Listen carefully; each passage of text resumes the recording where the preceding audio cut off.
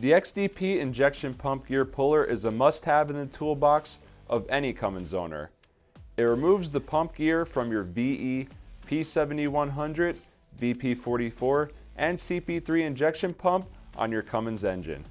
XDP's Injection Pump Gear Puller is machined with a deeper step, so you have more clearance between the puller and the front cover.